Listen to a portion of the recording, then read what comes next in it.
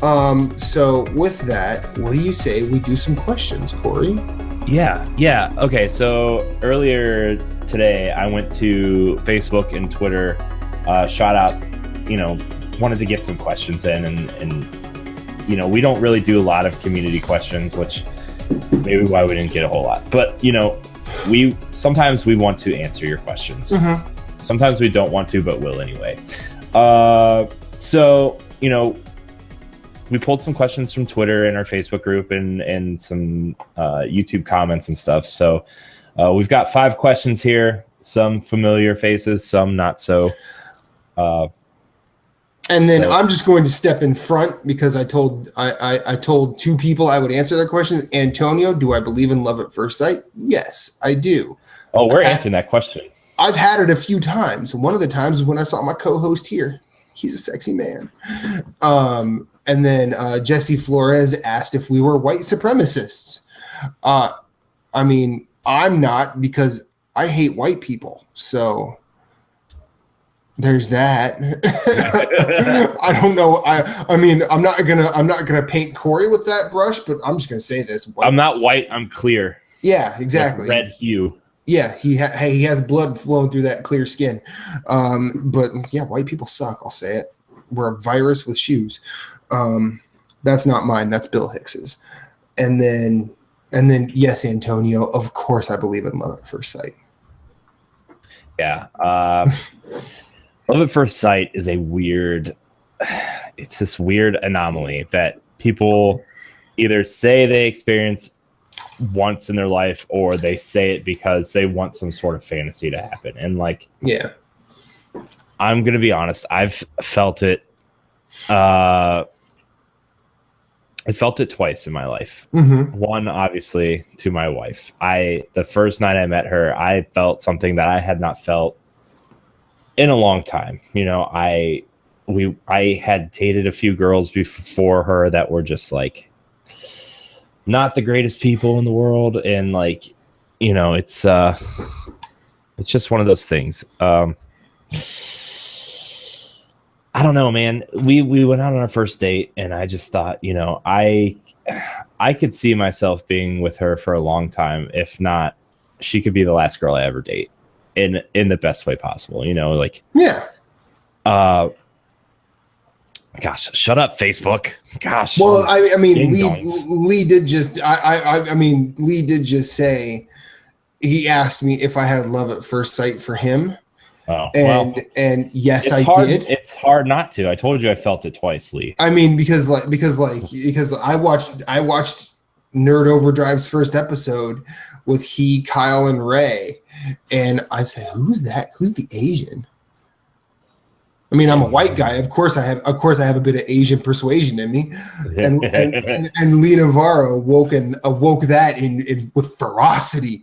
And then on top of that, in Extra Life, when he scored a goal in Rocket League and pulled his shirt off, gorgeous. Moose was there. He'll back me up. Yeah. Jeez, man, I remember that episode too. I was like that was the first time I felt like DNA was actually kind of almost accepted into our little podcast indie group where we were kind of it was Secret Friends, it was Phoenix Overdrive, it was Life of Gaming, and then we kind of slipped in, said, mm-hmm. Hi, we're here too, and I watched that first live episode that you were on. And it was it was episode 22 of it was episode 20 because I used to be Shaniqua De Laurentiis on Facebook because the internet, and I will not tell that story anymore to anybody that asks it. I say go watch Nerd Overdrive episode 20.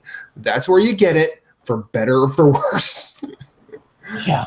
And yeah. I just remember the pre-show of that day I made all of them laugh to varying degrees, and then all of a sudden, as Lee's starting to intro the show, he chokes, and I just basically take the mic from him. I'm like, okay, I'm doing this.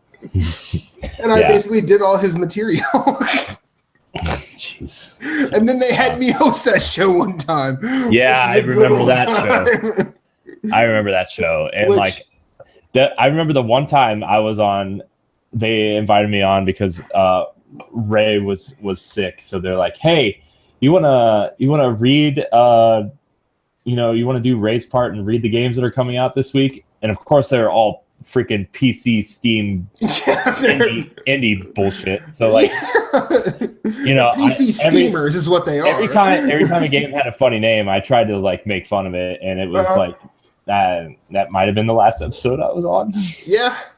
I think I was on one other. I mean, every time. And then I just remember the episode where it was after Antonio had left Platinum Achievements, and I don't remember how it came to pass. I don't remember if I think Antonio asked to be on their show or they asked Antonio, and they asked me what I thought about it. I'm like, yeah, have him on.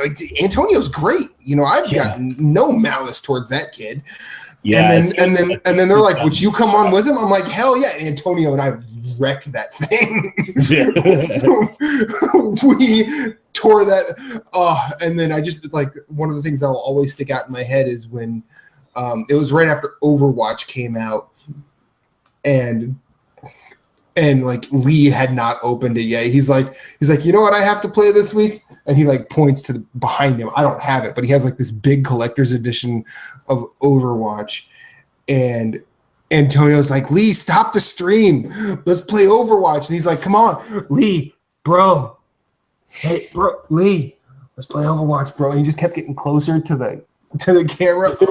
And you just see Lee falls out of the chair. Becky's crying. Ray doesn't know what to do with himself. He's just a ball of laughter. And I'm just sitting here. I'm like, this is kind of amazing. We did that. That was so much fun. Let's do that again. Yeah. What were we talking about? Oh, Love at First Sight. Yes. So, the only other time I really felt it was probably I was dating.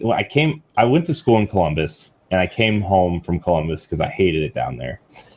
And I started going to Kent State, which is really close to my house. And I met a girl in my computer science class, and me and her started dating, and it was probably not the smartest decision because she was really crazy, but she probably listens to this show, and I'll probably be threatened or something. I don't know.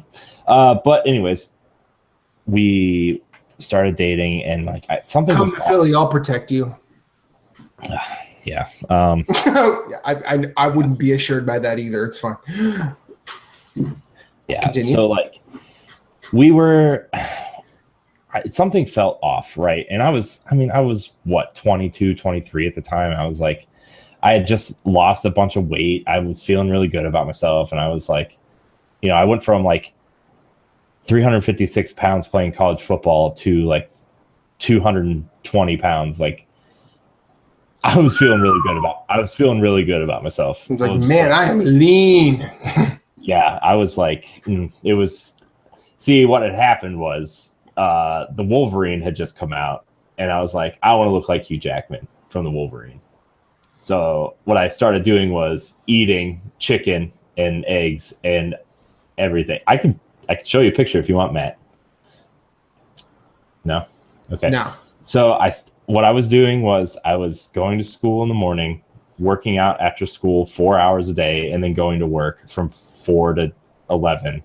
And that was my routine every day. And I had 2 days off, right? So I would hang out with this girl the 2 days I had off, and something was off, right? And I was like, I don't know, something's weird, but she's attractive, so whatever. Because that's always the best reason to date someone. We all fall into that trap. We are men. Well, we are male. And you might be a man. I'm not a man. I'm a goddamn child.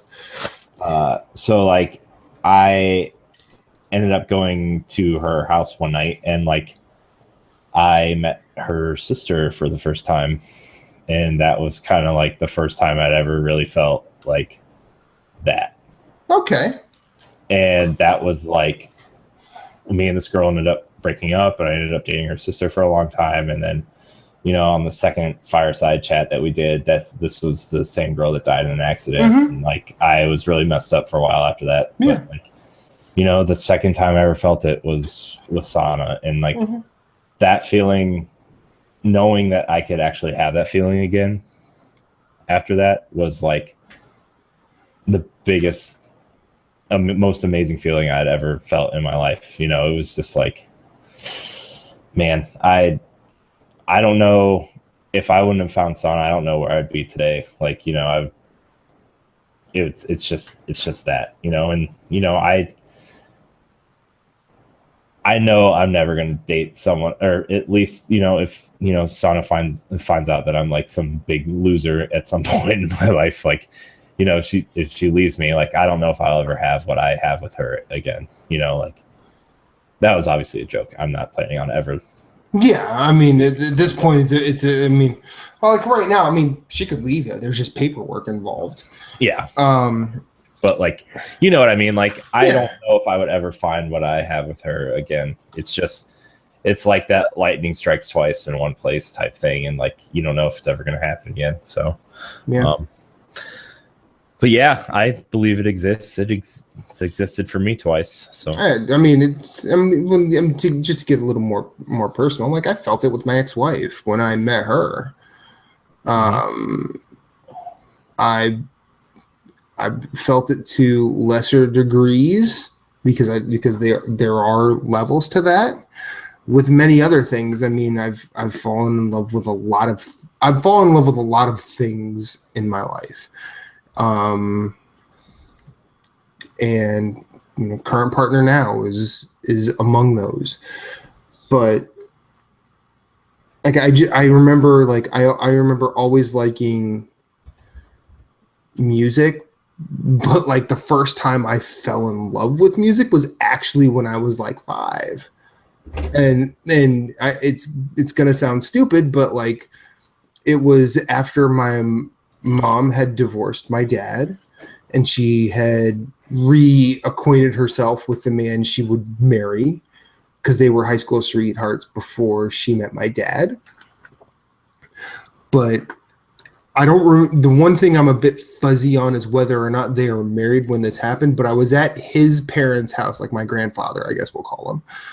And my grandfather was a jazz fan. I mean, he was a jazz musician at one point. Like he played clarinet for plenty of big bands that rolled through the Midwest, and he lived on the East Coast for a while. Like the man played with Benny Goodman, who was a goddamn legend if you don't know who he is. But the first time I heard Sing Sing Sing with a Swing by Benny Goodman on a 78 record was like all of a sudden, like I remember my cousin Phil and I were playing with GI Joes on this basement floor which looked like basically a terrible pool table from a terrible bar. Like there was no carpet; it was just felt on the floor.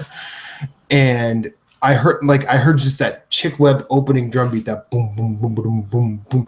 I'm like, all of a sudden, I could not look away from that spinning record, and like that wasn't just where I fell in love with like vinyl, because I fell in love with vinyl like a year before. Which is another interesting story, but that I will save for another time. But like that was the moment where I said, "Whoa, music is really cool." And at that point, I just decided that no matter what was going on at the time, if music was around, I was going to pay attention to it. And that's kind of been my life since. I remember watching the 94 World Cup, and I saw George Hagi of a Romania team score from almost half field during the run of play. Like he just ran up and said, "Oh, I'm going to kick this ball from like 70 yards out." Well, it probably wasn't 70 yards. It was probably more like 40. But he just decided to kick and score a goal from that far. And I'm like, and that was that sort of turned a knob in my mind saying that's what soccer is. It's not just bouncing around until the ball goes in the goal. There's like there's a choice to be had at every position in the field. And I at that point I learned how to watch for like tactics and things like that. So you almost watch a team thinking as a unit. And when you see it happening from all 11 players, it's a freaking beautiful thing. Mm-hmm. And then like to bring it up to more recent events, I remember the first episode of Platinum Achievements where we had all 5 of us. It was Antonio, myself, Imran, Brian, and Chris. And that episode went better than any of us thought it could. And we kept going, and it was a good old time. The first time you and I sat down and had our little one of these, the couple of times I invaded the DNA show for whatever reason, I felt like I found kinfolk, which is still a really cool thing, and I'm happy all of it has happened. I wouldn't. When Moose and I were paired up in a Rocket League tournament, and we decided we figured out we both had a love for Helldivers. Oh, love happened that night. When both of us got the platinum in that game, like love was in the air. And yeah, love at first sight definitely exists. Yeah. I agree. It's good. It's a good feeling because like there's all these cliches out there. There's like when you know, and when it happens when you don't expect it. Like, oh yeah, they're cliches for a reason. Like it happens to us. So, speaking of love at first sight, did you see this Destiny limited edition PS4 Pro?